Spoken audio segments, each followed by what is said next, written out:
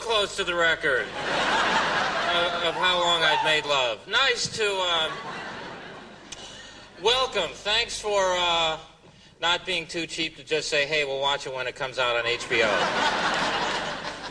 Thank you. God, nice hair to you. I don't talk about my hair anymore because I've matured and realize now that looks aren't important. It's what kind of hair you have inside.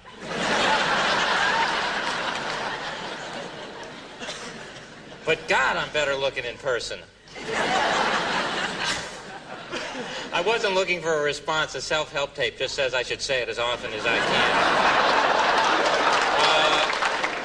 Sorry I'm a little late. The show started late because I was driving here in the Diamond Lane, and I was by myself. And a cop pulled me over, an LAPD guy, and just beat the shit out of me.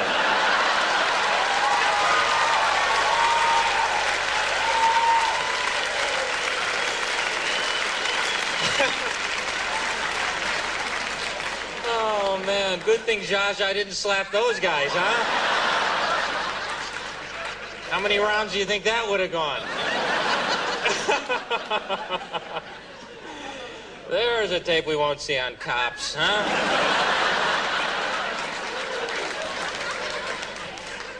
And I love that cop show. Those cops are so natural. They're being videotaped on those live-action cop show, and they never really acknowledge that they're being videotaped. I don't know how they maintain such naturalness, except on one episode I actually saw a cop was frisking a guy, and as he was frisking him, he just looked at the camera and went...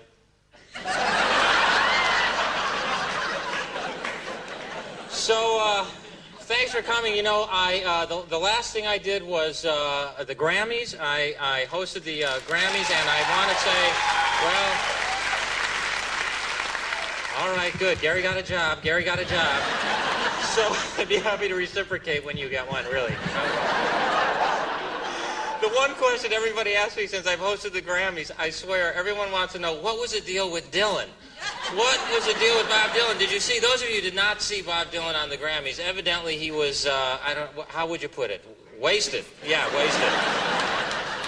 What's weird to me is evidently everybody now is just basically clean and sober, and Dylan just stands out now. I mean, people, what was the deal with Dylan? Well, what was the deal with you? Dylan's been that way 20 years. You're just noticing it for the first time, that's all. I'll tell you, let's see, who else?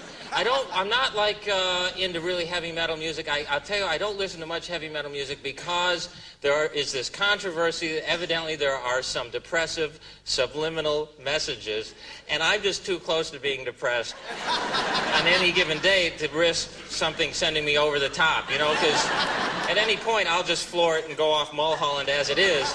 I don't need Motley Crue in the car behind me honking the fucking horn, you know what I mean?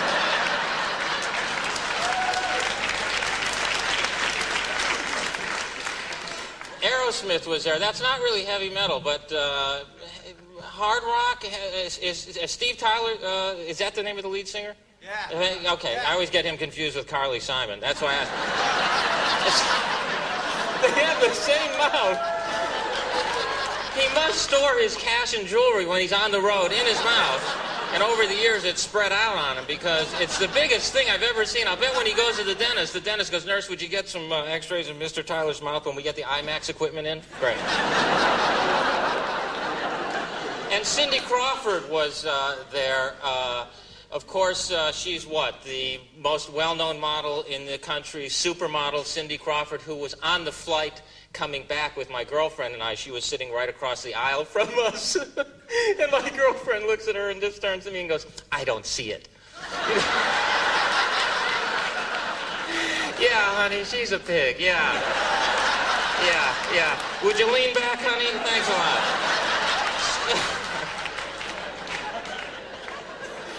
So, in fact, you know, my girlfriend got mad. You know, as long as I've been doing stand-up, I've talked about dating. Now I'm involved in a relationship because I figured, hey, what could be worse than dating? So,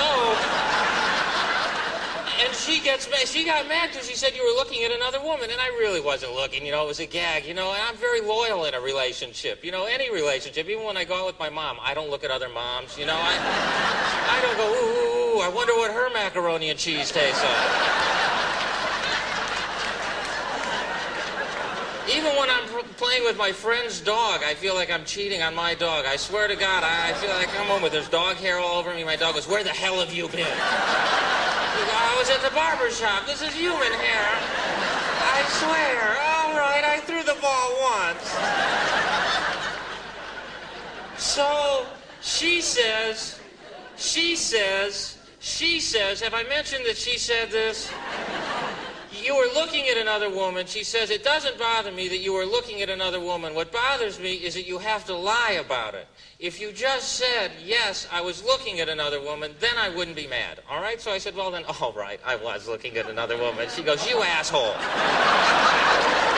Isn't that entrapment, ladies and gentlemen? And just because you look at another woman, or if you're a woman and you look at another man, it doesn't mean you're going to do anything. I mean, if you're at a restaurant, food comes to another table, you might look at it. It doesn't mean you're going to dive over and start eating it. It's not like I look at another woman and turn to my girlfriend and go, oh, gee, I wish I'd gotten that. Oh, why didn't I get what he's having? Oh, you can have some of mine if I can... You know, and I'm trying to make this relationship work because, you know, I think that's the key to the whole thing. You know, I think you date for a while, you're in a relationship, eventually in your life you have to get married because you just have to at some point in your life. You have to. That's how I feel. That's probably what I'll say at the ceremony. I'll probably go, I have to. No, it's I do, Gary. No, I have to. Trust me, it's an internal pressure. I'll explain it to you at the reception. A friend of mine said, you should get married, Gary. You'll get a lot of new comedy material out of it. That's a huge risk. What if I don't? Then what? Honey, not one funny thing in 10 years, honey. Not one funny thing. I'll be suing on those grounds, you know. Your Honor, she hasn't said a funny thing in 10 years. Gary, I've seen your act. You'll get everything. So I work at this thing, you know, I go to couples therapy, you know, I go alone, there are 2 therapists. And, yeah, it's not a pretty thing to see. It's like, you know, they argue about what's wrong with me. It's like a Freudian Siskel and Ebert thing. It's like 2 thumbs up on the intimacy problem, you know. And I admit, by the way, that I have, you know, a little intimacy problem. I haven't even really gotten to the front of the stage yet, all right? But don't come up here after me, all right? Because I'll only go back further. And then we'll all end up in therapy with the therapist saying, hey, that's inappropriate behavior for an audience. Unless you're a codependent audience, which is, maybe you're sitting there going, oh, I hope the performer likes me. That's really your problem. But I will make a commitment, you know, when I'm ready. And women think men don't want to make a commitment because they're afraid of losing their sexual freedom. I mean, women think men are led around by their penises, and we are not, all right? I mean, it points us in a direction, I'll give you that. But then, you know, we're adult enough to make a decision whether to follow it. You know, granted, I pulled my back out trying to reel it back in occasionally. Sometimes it's like fighting a marlin there, you know, it's like, strap me to a chair, my arms are tired, but... And sometimes you have to have a little talk with it, especially when you're in a relationship, because it's like a kid who wants a new bike. You got to go, hey, you already have a bike, all right? Where are you going to put this one? Which one are you going to ride? Don't you talk back to me. It's not a fear of losing your sexual freedom. There's a fear of losing your freedom in general, you know. I mean, you know, you see these couples that are married like 30, 40 years. It's frightening, isn't it? I have an uncle who's been married like 35 years. I said, where are you going on vacation this summer, Uncle Larry? His wife said the Bahamas. He just moved his lips. I swear to God, it was like a ventriloquist act. They're a year away from her just sticking her hand up his ass and working his head, all right? They're going to be the new Sherry Lewis and Lamb Chop. I'm not kidding.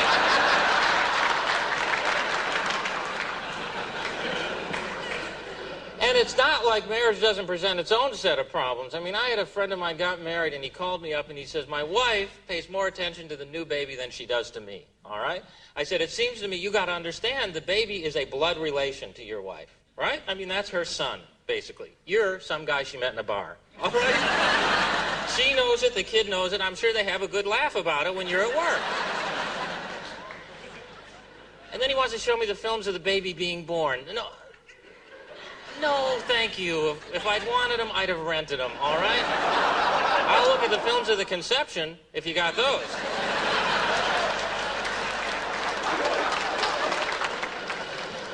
So what I'm trying to tell you is I'm trying to make these relationships, the relationship work, you know, but I don't, you know, and we've been together 3 years. It's very hard to keep the sex fresh. How do you keep the sex fresh? I know it sounds, hey, put it in Tupperware, Garry. I mean, because after 3 years, you pretty much know what to expect. The sex is pretty predictable. You know, you're going, all right, this is where she's going to yell, you're my cowboy, you know, and... Yeah. Giddy up, all right, giddy up. Here's a carrot. You don't know, you know.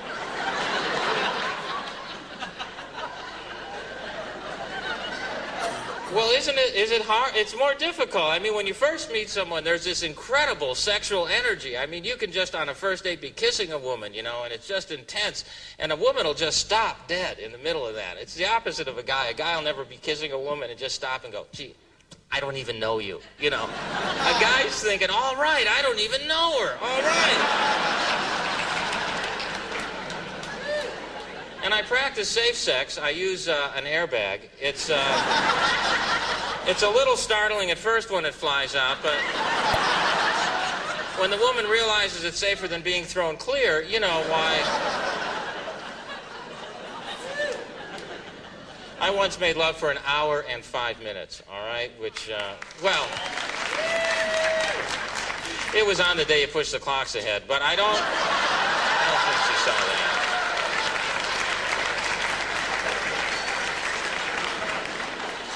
Well, I read this article in the paper that a guy had a heart attack while he was making love. This so intimidated me that a guy was exerting so much energy while he was making love that he had a heart attack. I mean, once I got one of those cramps in my arch, you know? Once, and it's just not attractive to hear a woman say, well, walk it off, Garry. You know, and I had taped up and everything. I tape up, you know. I tape up. I take my sex seriously. I put that black cork under my eyes. And women can have more than one orgasm? Women can have 2 orgasms, multiple orgasms? Right, I'll believe it when I see it. Men have 2 orgasms, once with the woman, once when we're telling our buddies about it.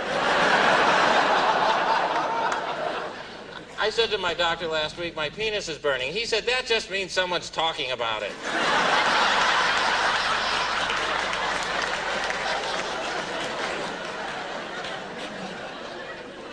My mother screwed me up with relationships. My mother is the one who actually wants to marry me, you know, that's the truth. I know that sounds really sick. I actually once told a therapist that, and he just looked at me and did something I'd only seen blackjack dealers do. He looked at me and went...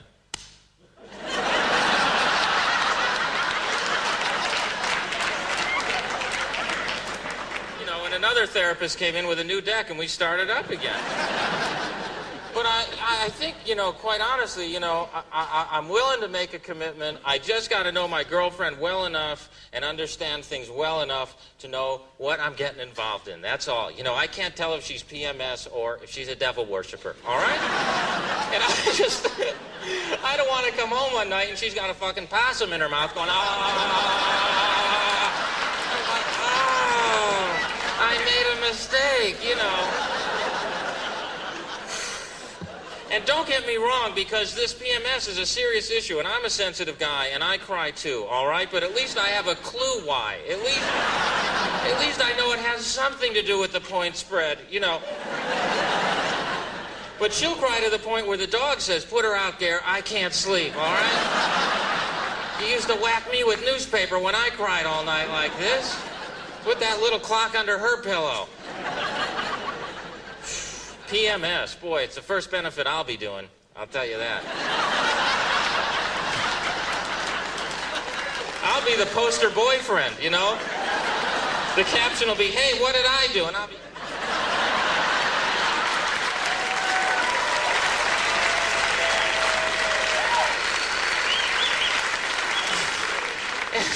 And she doesn't keep track of her cycle. Is that it, a cycle? Thank God it's a cycle and not just something that increases exponentially, you know? Oh, it's 1,000 times worse than last year, honey. So she doesn't keep track of it, which is her responsibility, isn't it? On any given day, you go, honey, you know, you're a little moody. Maybe it's that time. She goes, well, I don't know. I go, all right, let me look in my book, honey. I have it written down. I have it here on a computer program, honey. Just let me... Oh, yeah, this is a bad one, honey. There's a full moon, too, honey. I need a lunar calendar to be in this relationship. We went to Hawaii, right? We go to Hana, which is the most romantic place in the world to have a fight. And we go, you know, because you're yelling, the trees are swaying in the background, you know, the ocean's there, there's a sunset, you look at it, and then you pick up where you left off. So now... So we go, so this is my first vacation in like a couple years. I break my leg. We go to Hana, right, which is a little remote village on the southern tip of Maui. There's like 1,000 people. It's 3 hours from the next nearest town. We get to this little hotel. There are these 3 stray dogs running around begging food from the tourists, right? My girlfriend decides to adopt these dogs while we're there. So they're like our dogs while we're there, right? So they're in our room. They got fleas. It's delightful, really. I go and rent a car, right? I get a Pontiac Sunbird, which is not a great car, but it's a rental, so you can use it as a 4-wheel drive, right? Now, I come back with the car. I go, come on, we're going to go sightseeing, because there are these great waterfalls and everything, but you got to drive to them. She says, okay, well, let's take the dogs in the car with us, all right? I go, no. We're not putting these dogs that I don't know in the car, right? No. All right, so I put them in the car. Now I'm driving 10 miles out of Hana. Now I'm really in the middle of nowhere, right? I'm on a dirt road. There's a waterfall on the side of the road. I pull off. I get out of the car. She says, let the dogs out of the car, too. I go, no, I'm not letting these dogs that I don't know out of the car. No. All right, so I let them out. And they just scatter, right? They take off like dogs getting out of a car, right? Dogs can't wait to get in the car, and they can't wait to get out of the car. Isn't it the weirdest mentality? I think you could leave them in one side of the car, just leave the other door open. They'd run right through and go, that was fun, that was fun. We were in the car, we got out of the car. I don't think you have to leave the driveway, you know? So now these dogs have scattered. I don't want to leave them here because they can't, they're 10 miles from where we picked them up. They can't hitchhike back. You know, they don't have thumbs. They'll be going, hey, come on, you know what I mean, come on.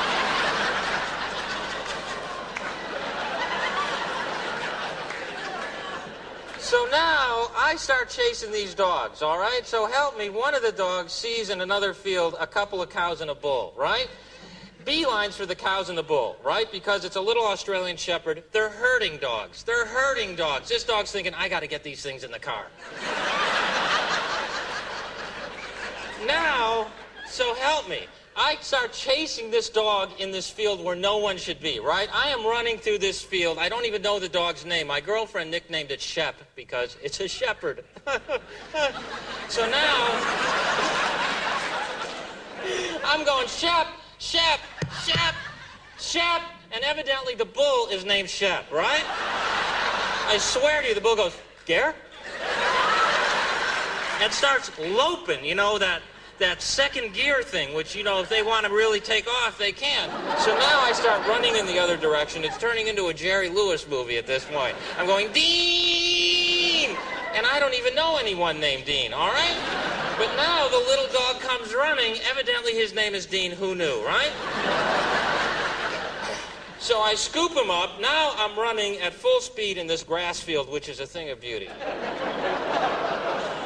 Underneath the grass is a hole, all right? This is where it happened. A deep hole, a deep, deep, deep, deep hole. There was Chinese coming out of it, all right? Didn't your dad ever tell you if you dig all the way through the earth, you come out in China? He's fucking right, all right? So now, I hit this hole, I turn, I spin in an effort not to even let go of Shep or Dean or whatever his name is.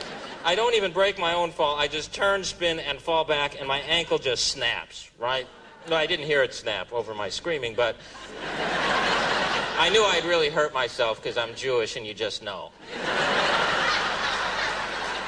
You go, I feel worse than usual.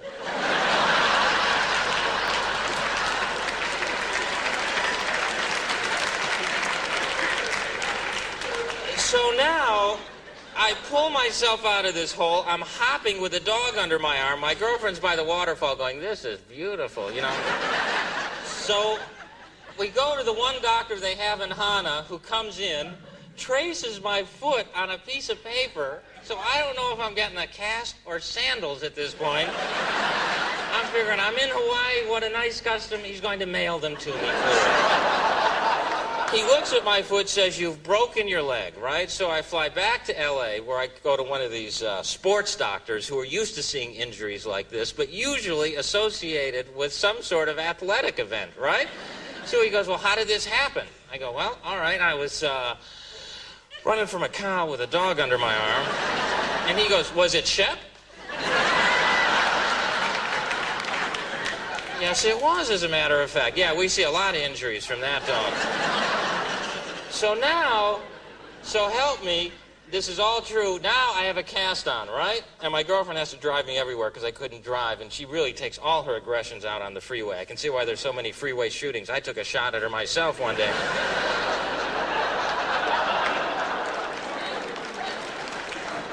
So now, I really am better looking in person. Now, as I'm sitting on the couch with a cast on, I've had it on for 3 weeks, my friend Kevin Nealon from Saturday Night Live and his wife, they go to Hana on their vacation. So help me, they go to the same hotel, the same 3 dogs are there begging food from the tourists, right? Except now, Shep, believe it or not, I swear to you, has a broken leg, all right? At some point in the 3 weeks since I was there, Shep broke his leg. I know it sounds like I sent some guy named Vinny to take care of him. Like, hey, your name's Shep, come here, which paw, which paw, which paw? So Kevin and his wife, who love animals, take Shep to a vet. They set Shep's leg, and they bring Shep back to L.A., figuring who's going to take care of Shep. So now I get a phone call. Kevin says, Gary, Kevin, we have Shep. Do you want him? Now, the weird part is we were thinking of bringing Shep back when we were there, except he ran away the day we left. I don't know if it was the firecracker up his ass that scared him or what. I said, honey, if he's here when we leave, he's on the plane. So, I now have Shep. I took him, and I have him. He's my dog. It's the most bizarre story. I have Shep. I own Shep. I have 2 dogs now. I have Shep, and I have my golden retriever that I've had for a long time. She's a female. My mother had given me the golden retriever. In fact, my mother was going to give me another female because she said 2 females get along, which I've never seen in life. But all right, I figure I'll end up with 2 dogs going, nice collar.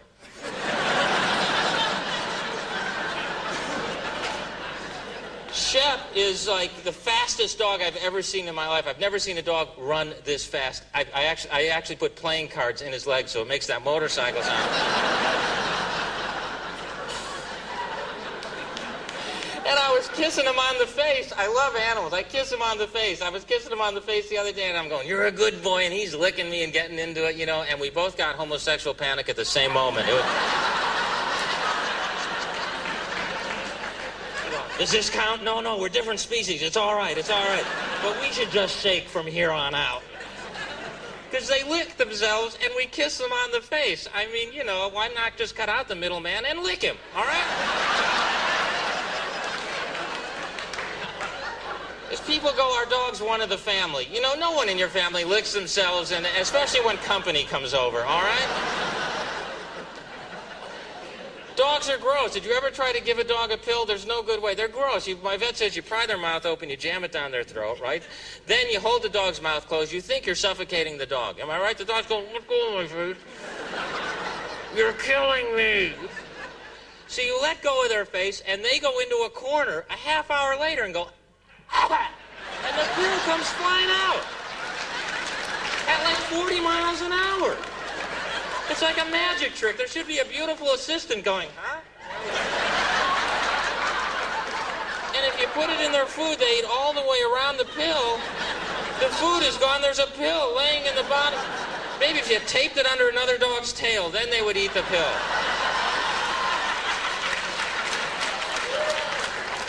That's all I'm saying, is they're not one of the family. They're gross.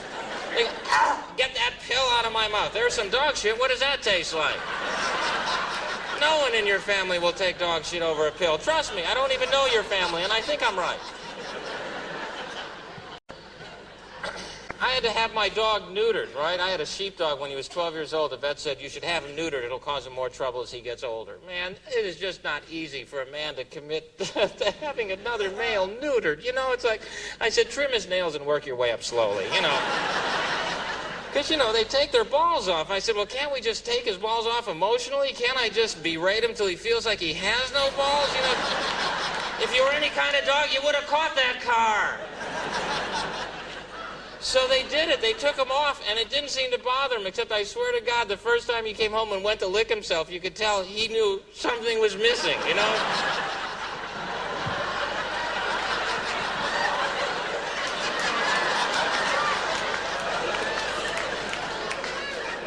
Do you see my balls by any chance, Garry? Wait a minute, I was in the yard. I had him in the yard. Then I got in the car. I had him in the car. I remember my nose was out the window. The wind was hitting me in my face. I was a good boy. I had my balls. Then I fell asleep for a second, and now I have no balls. Where are my balls? Don't make me beg for my own balls, Garry. I'm not going in the car anymore. I'm surprised you go in there so much yourself, Garry. My dog watches me when I'm on TV. So if I may take this opportunity. No! No! He gets up on the couch when he watches me. I always wanted to go on a TV show like on The Tonight Show and just take a tennis ball and just hold it up to the camera and go, get it, get it, get it, get it, get it, get it, get it, get it.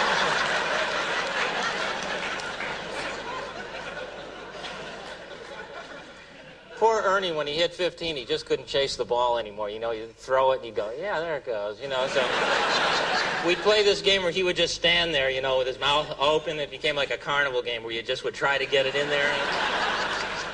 And every now and then it would go right in there, and his eyes would still light up.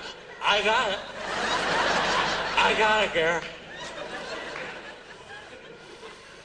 Take it out, Garry.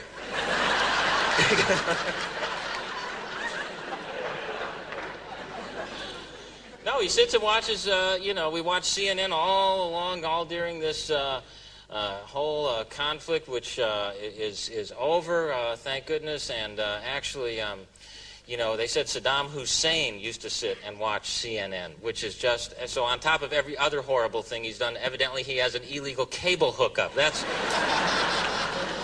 where I draw the line. Now I say, let's go in there and get him. They should have just told the cable company he wasn't paying his bill. They would have gone in and got him. Man, I thought Bush was just going to get carried away. I swear to God, he did an amazing job. I thought he was just going to go into Baghdad, take Baghdad, just get carried away, go into Jordan, take Israel, just take the whole fucking thing and rename it Texas. I swear to God.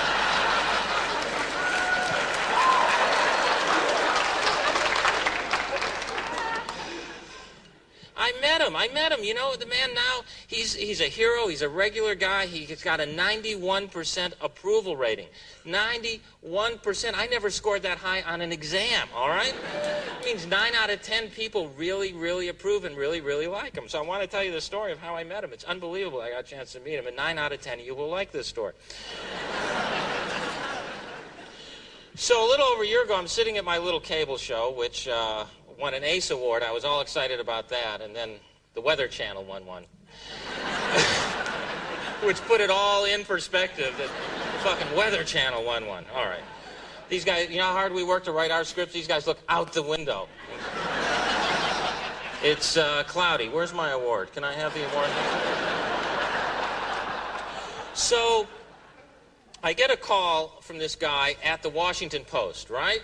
And he says, Garry, we're big fans of your show here at the Washington Post. And I said, well, thanks. You know, we just won an ACE award. He said, so did the Weather Channel. So he says, we'd like to invite you to come and sit with us at the correspondence dinner and sit at our table. And I said, well, wait a minute, I don't know what you're talking about. Do you want me to perform or what? 'Cause, you know, he says, no, every year they have this big banquet in Washington. All the journalists come, and the president comes and does 10 minutes of jokes. So I figured, okay, I'd like to see that. You know, I'd like to see, you know, what he does with that, because I have a couple weeks off. We'll fly in. I always wanted to see what Washington was about, you know, and so we get tours of the museums and the White House. They have public tours and everything, and they show you all around. It's great. Has anyone been on one? It's great. Did you see the bowling alley? They have a bowling alley in the basement, don't they? One bowling alley. So it's hell on league nights, but they have one, right? It's unbelievable. I mean, to be in the White House, you know, and they don't let you actually into the Oval Office. They have that roped off, but you can stand there and look into the Oval Office, which, by the way, is not perfectly round. And it's more like an egg shape when you're there, you can see it. So, as we're looking into the Oval Office, right, the Secret Service guy who's standing there, you know, the guy with the wire out of his ear, in case you weren't clear, he was with the Secret Service, this is to point it out, right? He says, I just got word the president is on his way down. If you folks want to stand against the wall there, maybe you'll get a glimpse of him as he walks by. So I figured, God, that'd be cool, right? So now we stand against the wall, right? Sure enough, the president walks in with Mrs. Bush, right? And this is the weirdest moment. As they're walking by, he turns to me and goes, Garry?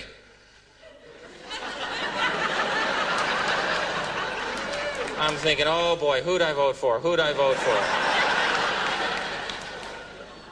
He says, what are you doing in town? I said, well, sir, I'm going to the correspondence dinner tonight. He says, I'm going to that. He says, you should come up on stage with me. We'll do something together. Say what, Mr. President? I actually said Mr. President. I'd never said Mr. followed by another non-specific term in my life, right? I'm lucky I didn't lose it altogether and just call him Mr. Belvedere at that point, right? Because you're talking to the President of the United States. So he said, where are you staying? I said, well, I'm at the Park Hyatt Hotel, sir. Now all these Secret Service guys pull out these memo pads. Park Hyatt Hotel. He says, I'll give you a call later. Oh, sure you will. I'll be holding my breath, sir. So I turn and pick my girlfriend up off the ground. She's been passed out since he said Garry. The president turns and goes, PMS? I go, yes, sir, yes,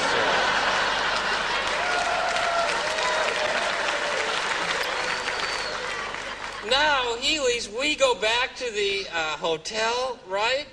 We have lunch. Now, we're sitting there having lunch in the coffee shop, my girlfriend and I having this conversation. She's going, the president's going to call you. And I go, he's not going to call. She goes, I bet he calls you. I said, I bet he doesn't call me. And you could tell other people sitting around were going, look at these two morons thinking the president's going to call him. So, we finish lunch. I check my messages, and sure enough, there's a message, call the White House, right? With a phone number, which I'm sure is hooked to some answering machine, right? Hi, this is the White House. We can't come to the phone right now. We'll call you as soon as this Middle East thing blows over. Bye now, you know.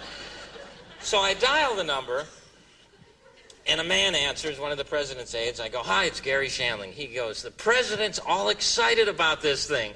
I go, no, Garry Shandling. I figured he thought maybe I said Dick Cheney, you know? So he says, no, Garry, the president's all excited about this. I go, are you spiking the president's punch or what?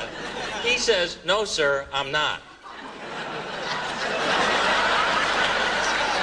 So this guy's a riot, right? So he says, what the president would like to do, Garry, he says, you know, a couple weeks ago, the president was walking through the tour line. He picked out a couple tourists from New Hampshire, introduced them to the puppies, and it made front page news. Maybe some of you saw it, right? So he says, what the president would like to do is not tell anyone you're there, but he'll say that he was walking through the tour line, and he picked out an everyday average American just to see what they had to say about the presidency. I said, this is how we found Dan Quayle, isn't it?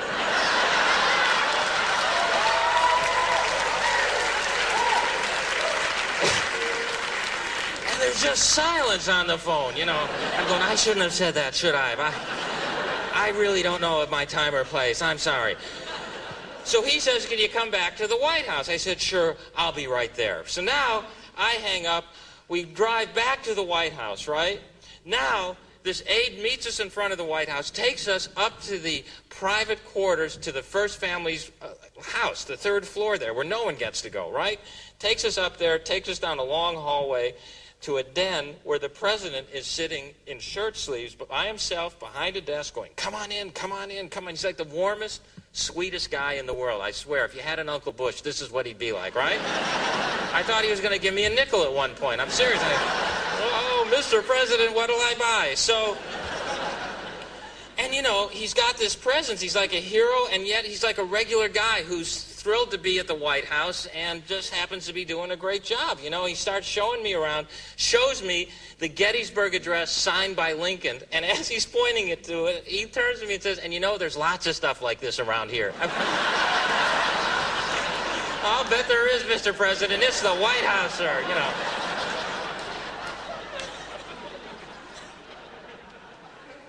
We talk about jokes. I do the little show. I do 5 minutes of material. It goes great. I go back to my hotel. I can't fall asleep till like 4 in the morning because, I mean, this whole thing happened in 9 hours. What started out as a tour of the White House turned into a Twilight Zone episode in my life, right? So I call the operator in the hotel to put a do not disturb on my phone because it's the worst way to break up. Break up. There's a Freudian slip, huh? Honey, it's a phone call. Have to break up. So I put the do not disturb on the phone at 4 o'clock in the morning, right? At 6:30, the phone rings. At 6:30 in the morning, the phone rings, right? I'm ready to ream out the operator. I grab the phone. Before I can say anything, she goes, it's the President of the United States calling. I go, oh, all right, right? And he says, Gary, I just called to say thanks for doing the show, and it was really fun. I'm off to New York now to do some damn thing. He literally said damn thing. I went, Mr. President, right? And he says, hope to see you again sometime. I said, hope to see you again sometime, sir. Why don't you call Gorbachev? Wake him up now, sir. All right. Now, we flew back. This is as best I can do with mime. Now, I'm home in L.A., right here in L.A. I figure, what a great experience to have in your life. Meeting the President of the United States, right? That's it. If nothing else happens, it's a great story, right? 1 month later, I open my mailbox. There's an invitation to go to a state dinner at the White House, all right? Not a steak dinner. A lot of you went, yo, barbecue at the White House. A state dinner, right? All right, so I'm shocked to get this invitation because, first of all, between us, I'm not invited back anywhere, all right? So, but there it says right on the invitation, you know, Harry Shandling. Harry, close enough. So, and I don't know why he likes me. I got to tell you the truth. I'm not a Republican. I'm like a middle of the road politically. I'm conservative on some issues. I'm liberal on others. You know, I never burned a flag, but then I never put one out. So, I figure I don't want to miss the experience of seeing this state dinner. It's got to be mind-blowing. Another great story. We flew back to Washington. And it's like a storybook, folks. I'm telling you, it's incredible. Now you drive up in front, the Marine Color Guard are there going, welcome, Mr. Shandling. Glad you could make it, sir. Would you mind walking through the metal detector, sir? Thank you very much. It's like, we like you, we don't trust you, right? So they get my hunting knife, right? Now, I'm walking down this long, red-carpeted corridor, you know, and the Jew detectors are going off left and right, you know, I'm going, just me, you know, and here's where it got really spooky, all right? I'm a regular guy. I grew up in Tucson, Arizona, right? You follow me? Okay, I'm lucky I didn't look around the White House and just go, what a fuck palace, all right?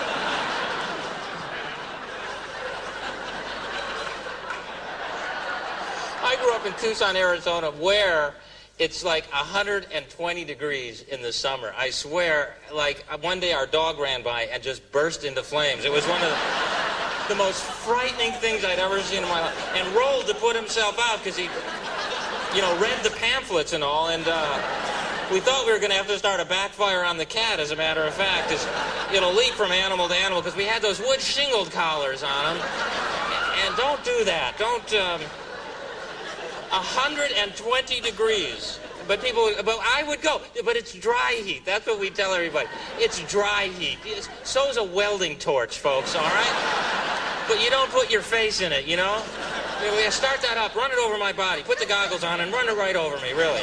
Keep that wet flame away from me. It's the humidity that I can't handle. I called my mom this summer. She was outside with a magnifying glass burning ants. That was her hobby. It was 120 degrees. We had a slip-and slide. This was our way of cooling off. Do you know what this thing is? It's just that long plastic thing made by Whammo, which would be a tip-off to begin with. You don't want to jump on anything that's named Whammo, all right? Because you put this long plastic thing down, you wet it down with a hose, you jump on it, and you sue your parents, right? Because they had it in the driveway, I'd end up out in the traffic, all right? Dad, I've been hit by a truck. I'm cooler, Dad. Yeah, but I got hit by a truck. So I'm a regular guy. I grew up in Arizona. I'm suddenly finding myself at the White House at the state dinner, which is way too formal for me. Before you go into the room where all the people are having dinner, they announce you over this PA system. They go, Mr. Garry Shandling. I said, honey, our order's ready. Where did we pick up our order? She thought our order was ready. And they don't tell you what's going to happen. You just got to be ready to roll with it. A Marine comes up to us and escorts my girlfriend into the room. You know, and they don't tell you that's going to happen. I'm no idiot. I mean, I tagged along because, quite frankly, that's not the first time that's happened to a date of mine. Once it was like at a movie theater. I'm going, hey. So, the next thing, I never knew this could even happen. They seat you at different tables, all right? They seat your date at one table and you at another table so that, I guess, you're forced to mingle with the people at your table and just don't sit there and talk to the person you came with all night, right? They don't know that I can go into my own little world and it doesn't matter, right?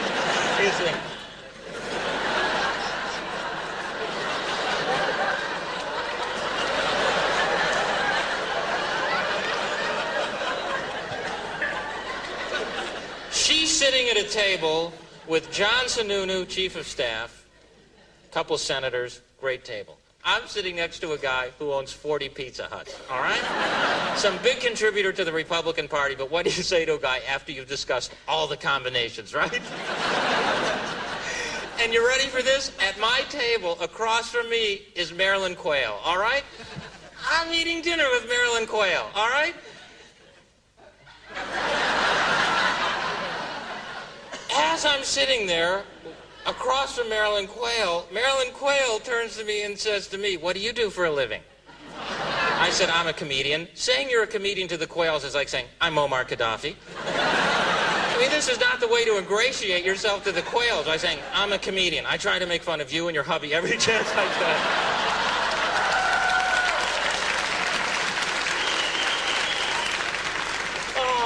She goes, you're a comedian? Did you go through the metal detector? I go, yes, I did.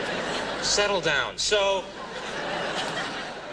we ended up hitting it off. We talked about our hair all night, and she had some great streaking tips. And here's the moment that epitomizes the whole evening, right? Here's the one surreal moment that turns the whole thing into like a nightmare, all right? After dinner, they have ballroom dancing, right?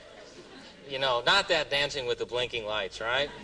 I mean, this ballroom dancing, right? So I figure I'm there, I'm at the White House, I'll try and get through one of these dances without yelling out 1, 2, 3, 4, right?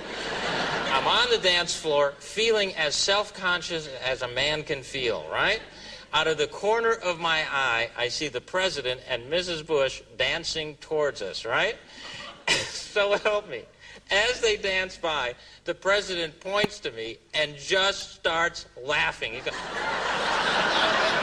like his date is so fucking hot, right?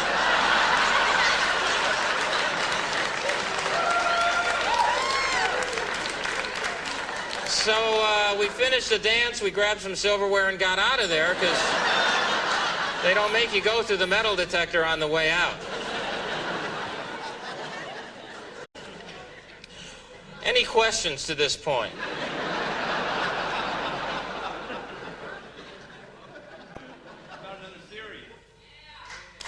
Well, you know, ever since I finished my show, I've been trying to figure out exactly what to do, because it's kind of like when you finish college, you know, and you really don't know what you want, because, you know, the show was 4 years long, just like college, and, you know, it prepared me for absolutely nothing, just like college. I went to the unemployment office. They said, what are you looking for? I said, you know, something about a half hour a week. Well, we'll look around. So I don't know. I don't know. Have you taken Larry Hagman fishing yet? What do you mean by that? You hear these weird show business stories, this gerbil thing. Let's discuss that for a minute. It doesn't, the issue of who does it and who doesn't is not the issue to me. The issue that someone does this somewhere on our planet is so bizarre, I can't comprehend it. I mean, I once had a hamster in my shirt pocket. I went, get it out.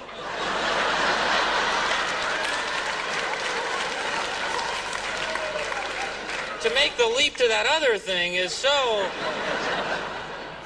And I bet you they're so embarrassed, they must have excuses when they go to the hospital. I bet they go, this is the last time I sit down at the zoo. I will tell you that right now. Well, I don't know how this could have happened. Why, he was on his little exercise wheel and just flew off just when I was changing my clothes.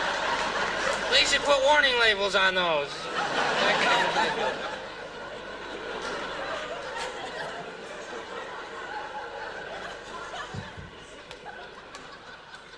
Any other questions? How old am I? 40, I just turned 41, actually. And I can tell you, having just turned 41, life begins at 20.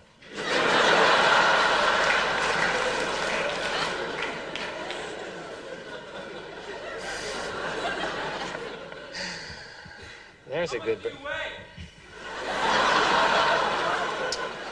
165. Any other questions? Huh? Okay, hold it, pal. What? Sorry. This is turning into one of those CNN... There's only so much information. My act, by the way, has been cleared by Israeli censors, and that's why I can't do any more jokes about my mom.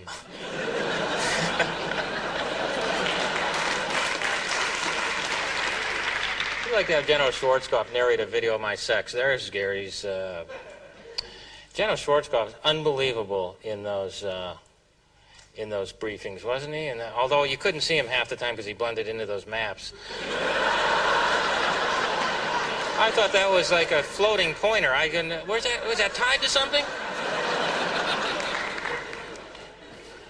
I'd like to have him narrate a video of my sex. And there's Gary's penis going into the chemical factory. And there's the explosion. And right there, there's the luckiest woman in Iraq.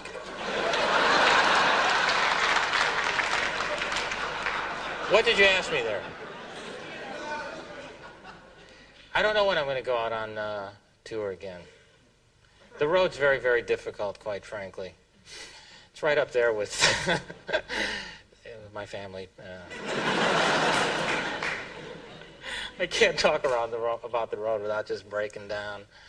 Because I'm frightened to fly. You have to fly, and, you know, that's what frightens me, because the planes are old now, and I don't know how you can tell. I guess if they smell like your grandmother's house, get the fuck out. But, yeah, I'm really afraid of flying. Although they have an airphone now, so you can use the airphone. You can use the airphone. I was talking to my mom on the airphone. I'm on the airplane. And you know how you just want to get off the phone sometime, but you forget that you're on the airplane. I said, Mom, I got to go. Someone's at the door.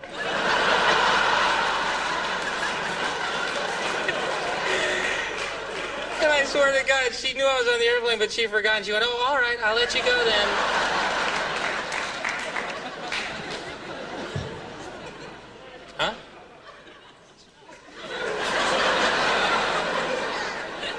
I get a little awkward talking to men about wardrobe. I got to be frank with you. I got a little nervous there, to be honest with you. I was in San Francisco a couple months ago, and I said to the cab driver, "Where's the gay section?" He said, "Oh, that's in this area, right in through here."